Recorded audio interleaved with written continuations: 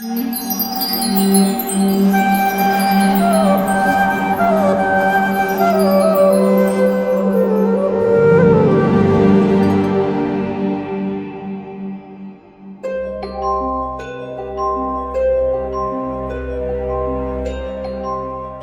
happens to us when we die?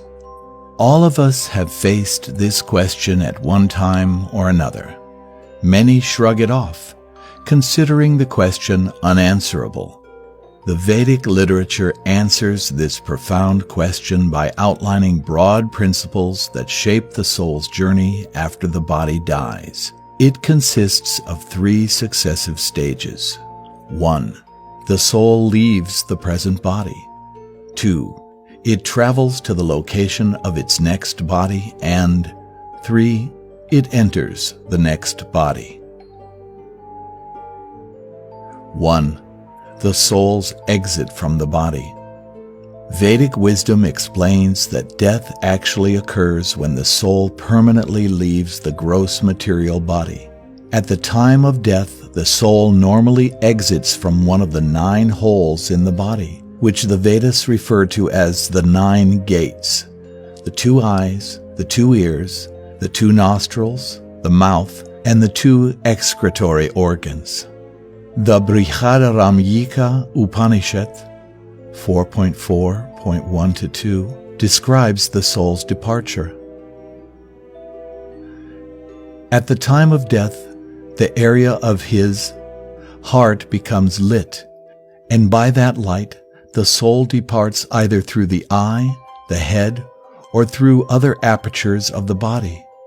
And when he departs, the pranas, or life airs, follow him to his next destination.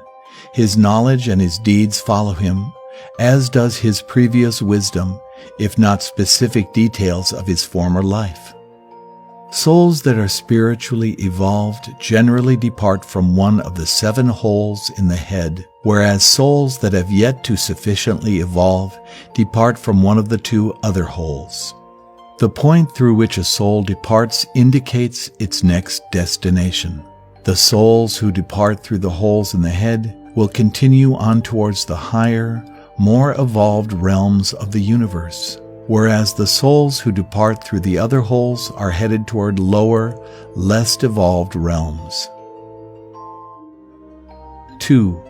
The soul's journey to the next body. When the soul sets off on its journey to the next body, it is given a transitional body that is grosser than the subtle body and subtler than the gross body.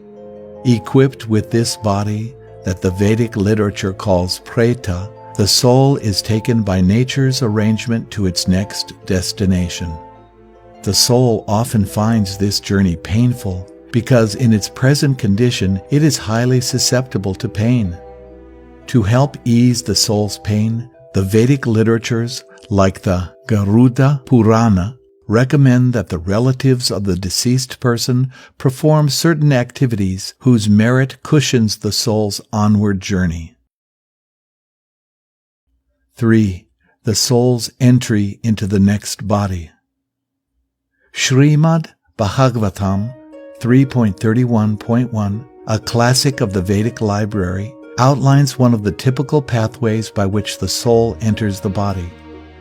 The soul is made to enter into the womb of a woman through the particle of male semen to assume a particular type of body. What determines our next body? Which body a particular soul gets is determined by the broad principles that underlie the mechanism of reincarnation. This soul, after having thrown away the old and useless body, makes unto himself newer and hopefully better bodies according to his previous actions, ability, and desires. The Bhagavad Gita 15.8 offers another metaphor to explain how the soul finds its next destination. Just as the air carries aromas, the soul carries its different conceptions of life from one body to another.